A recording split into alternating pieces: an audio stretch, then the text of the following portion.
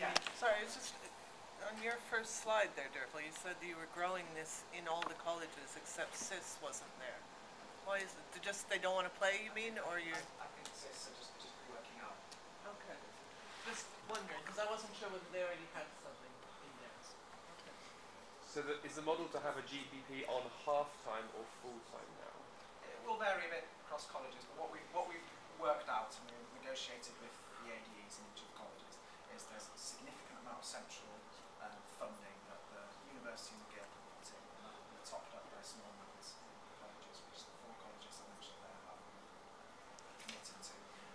It may vary a little bit in different colleges. There may be different projects and initiatives that they work on, there may be a different flavour in different colleges. Will there be at least a 50% level, do you think? Yeah, approximately. Yes. When you talk about the GBPs in each college, do you count the colleges at Tremont separately? Sorry, it's very practical.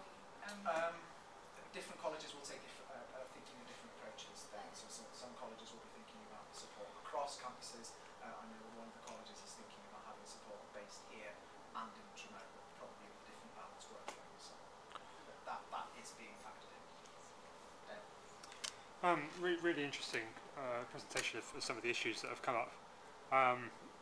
One thing I think I would say is that a student wrote a report on the future of change this time last year, and it identifies 100% these issues and a few more as well, one I'll go into in a minute.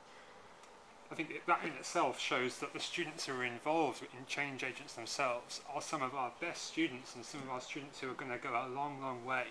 And we need to think about how we're supporting our students and not just helping them change something which they're passionate about and helps their experience, but also showcasing and developing their change management and leadership experience of our students, but also of our change makers, of people like Alex.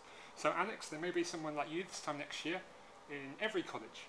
We need to bond you guys all together as a community and expose you guys, the people at the coalface with all of this, who are coming up against the problems. I don't want to change, maybe some staff say, I don't want to change this because da-da-da-da-da-da. Students wanting to change it, we need to expose you guys as a community to change makers in the business world as well. And take you out of that and really empower you, get you confident and enthusiastic, because it requires, I know because I did it a few years ago, it requires a massive amount of emotional energy. Yeah. Keeping the enthusiasm and passion of other change makers massively important. One other point I've got to make. It's a brief one. The issue arising from Derfel's cartoon. All the tennis balls coming at you. You don't know which ones to choose from. They're all coming at you. How do you make sense of all this information overload? One thing I think Change Agents hasn't done so well this year and in previous years is focused on the marginal student, to use economic language. That is the student who without change agents would not make a difference. The student who would not follow through their project and make a difference. There's a lot of students out there in SSLCs who with or without us will make an impact. We need to think about if the resources dedicated to change agents are focused on the people, just the people who wouldn't without us make an impact. The marginal student in economic language. I don't think anyone would disagree with that second point, which is fine. I think that's part of the rationale for the support for it. But part of, like I said, the package that we've negotiated with ADEs and colleges and so on, part of the central commitments from the University and the Students' Guild has been about offering those development opportunities for people who are in that position to network with each other, but also to grow their skills and so on. I mean, I see it. To me, this is a graduate program we're developing. It's a bit like Teach First. Teach First do great things in the world of educational disadvantage. They take students who in 2 or 3 years' time actually might go into really commercial city banking, lawyers, you name it. But what Teach First offers is for 2 years, come and work with us and we'll develop your skills as a change maker. This is what this could be, a stepping stone to a really great commercial career. But for those 2 years, we use their passion, experience. And Jonathan and Neil, I think. Can I just sneak in, because I'm afraid I have to go and chair another meeting in a moment. Just to argue against Alex's model in a sense of broadening out the change agents, and this is a debate we've been having ever since. I think that, I have to say myself, I think there is a strong virtue in keeping the phrase students as change agents for a quite tightly defined set of projects in which there is an expectation, it needn't be a year or whatever, that there is the setting up of a problem and the selling it to people as a problem, a period of research in which a thing is undertaken, I think, on a collective basis, and then, as it were, the proposal of a solution, and then the selling of that solution to the group, as it were, with whom it's originally been conceived. I think preserving the term for something that goes through that particular life cycle with the expectations that involves, with the training that may involve, but also, as you say, with the benefits that that can bring to people.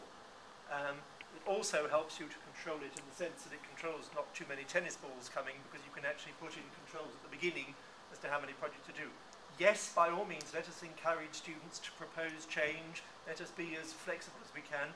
By all means, let the people in the colleges who are managing these Change Agents projects also be empowered to manage other forms of change. But I'm afraid I'm a bit of a purist in feeling that actually the full notion of a Change Agent project should involve somebody being prepared to commit themselves to that cycle and all that it implies, including, realising actually that your original ideas weren't good ones, and so on. And I think there's a danger if we don't do that, that we'll just dissipate the concept. I think I'd agree entirely with you, Jonathan. I think there are a couple of things I'd say. First, you use the word narrow in there, and I think we ought not to see change agents as something narrow. We ought to, change agents can apply to any part of the institution, like I talked about. It can be academic issues, it can be community. Oh yes, no, I wasn't disagreeing with that. But I think I agree with you about that research element. Process. It's something we want to build into all practice, actually, a research-intensive university. There's research-led change that's happening, so no matter what your initiative is. The other point I would say is I wouldn't want to do that and then treat change agents as something that's a one-off project that you do and then you research it, deliver the change and then it stops.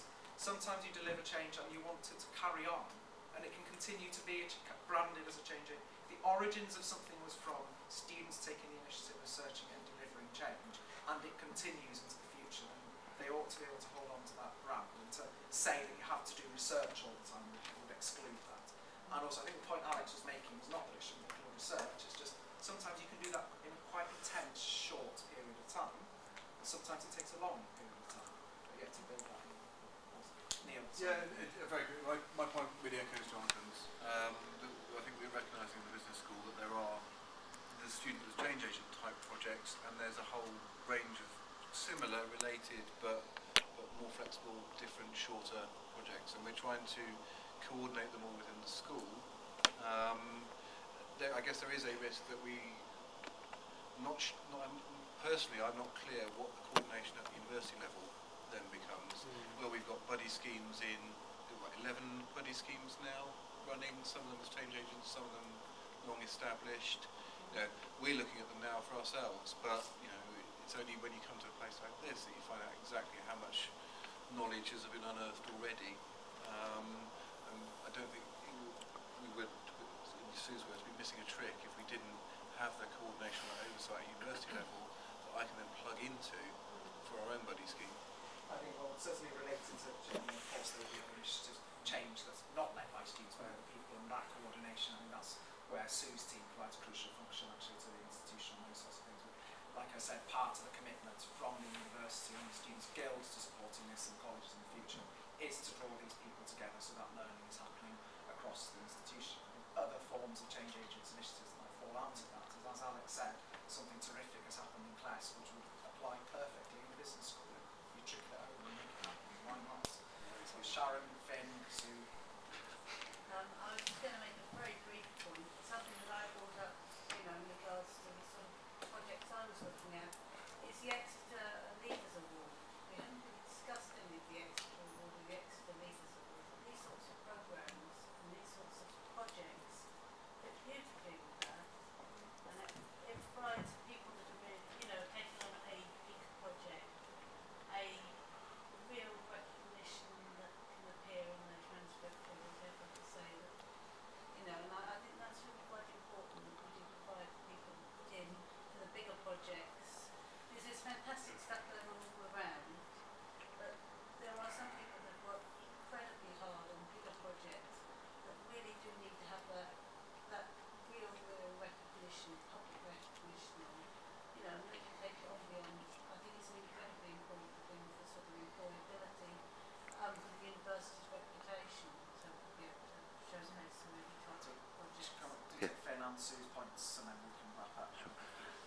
Alex, out of your 11 projects, did you find any of them didn't focus on humanities? And do you worry about this model becoming very college-centric and not being able to look outside the college into places like into extra IT from technology, for example, into campus services, into professional services? Do you feel that would happen? Alex, can you take Sue's point and Okay. then answer all three Yeah. together? Mine rather supplements that, but it's to help Uni a little bit. I mean, we do have already in the institution models of hub and spoke type models where the work in colleges is happening, but the sharing is happening as well. And I think we should look at getting a very coherent hub and spoke model because it sort of works for learning technologies. It works quite well for senior tutors who meet together and share. So there's no reason why a similar sort of model, slightly flexed I think in this case, shouldn't work here. The key point is that from the very first inception of this student exchange agent idea, the aim was that it would grow so big that it should be owned by the colleges. And Jackie, you were on that group, for a lot of people. It needs to flex in every direction it possibly can in ways which meet the prime aim of the project, which is simply to make sure that students are co-owners and co-producers of the experience that they have, and if whatever which way it has to go, it goes. And colleges, because it's getting so large, have to be owners of this. So there will be a structure where the centre helps people share, but it must have moved into colleges quickly. Alex, do you want to take Finn's point and I'll take Charlotte's? Yeah, no, that's a very good point actually, Finn. Actually, I've found that because of the way our college is structured, it hasn't been too much of a problem. It hasn't been too insular.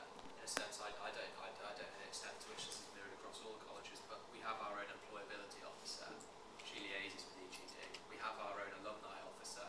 She liaises daily with Darrow. We have those professional services representatives within the college that are essentially the links outside. One of my key roles really, rather than having, in a lot of cases of these projects, it's not been having a direct role, but it's been pointing our students to that correct person and getting them talking together. And actually, a lot of the projects that we've been discussing and what they address, they're not just within the college. So, for example, take next year with Dan, we're discussing a year abroad support group. But it would be foolish of us, and we would never say no to not roll that group out to include other students who are going abroad. We recognise that the majority of the students would be from non-languages because that's the biggest cohort that has a year abroad built into their programme. But there are also students out there who would still benefit from using and accessing what is produced from that project. So no, I actually haven't found that too much of an issue. Thankfully. I think those are very points, and that's what that role of doing is connect with the advice.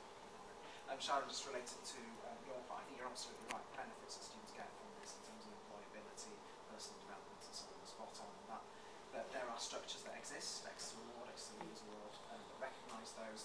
And in one of the sessions today, students talking about a project which I've been supporting directly on reward and recognition for students. And some of those existing initiatives in the institution have been talked about, but students have different priorities about what they want, how they want forms of reward and recognition to be done. I think it is important that as a university, colleges, Students' Guild as well, we demonstrate that we recognise what these students are doing and we value it, we really appreciate it.